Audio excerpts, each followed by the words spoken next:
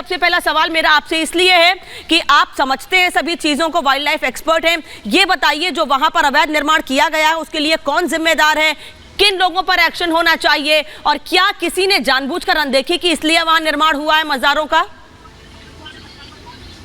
देखिए, सीधी सी बात है, सबसे पहले तो हमें ये समझना पड़ेगा कि अतिक्रमण होता क्या है, और अगर उसकी पुष्टि हो चुकी है, क्योंकि अतिक्रमण एक शब्द ऐसा है जो बहुत ही विवाद में रहा है हमेशा से, चाहे वो मजार हो चाहे वो मंदिर हो, इससे कोई फर्क नहीं पड़ता कानून को। लेकिन अतिक्रमण शब्द जो है और अतिक्रमण क्या है इसको समझना बहुत जरूरी है। मेरे हिसाब से जो फॉरेस्ट कंजर्वेशन एक्ट है उसके पहले की अगर कोई चीज निर्माण हुई हो उसको अलग तरीके से देखा जाता है। अगर वो आरक्षित वन में है तो उसको अलग तरीके से देखा जाता है। अगर वो संरक्षित वन है या पंचायत वन है तो उसको अलग तरीके से देखा जाता है। अगर वो अभ्यारण्य है तो उसको अलग तरीके से देखा जाता है।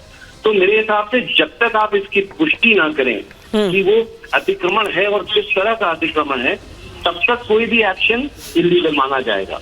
अगर वो लीगल है, उसकी पुष्टि हुई है, तो चाहे वो मजार हो चाहे वो मंदिर हो, इससे कोई फर्क नहीं पड़ता। नहीं संजय जी, मैं ये समझना चाहती हूँ आपसे कि क्या किसी वन विभाग की जमीन पर किसी जंगल के इलाके में कोई धार्मिक स्थल या किसी तरह का कोई निर्माण हो सकता है, और अगर कोई निर्माण हो सकता है तो उसके नियम क्या हैं?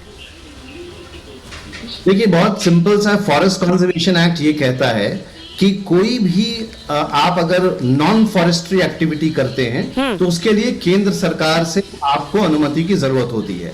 और गैर वानिकी काम, खासकर इस तरह का कोई काम जो है वो नॉर्मली नहीं अलाउ होता है, क्योंकि ऐसा कोई फॉरेस्ट्री एक्टिविटी, अगर कोई फॉरेस्ट्री एक्टिविटी है तो उसको अलाउ किया जाता है नॉर्मली, लेकिन अगर कोई गैर वानिकी काम है तो उसको नॉर्मली प्रोहिबिट किया जाता है। क्योंकि कोई भी इस तरह के जो स्थल होते हैं इससे कंजर्वेशन को कोई फायदा नहीं है, बल्कि कंजर्वेशन को नुकसान ही होता है।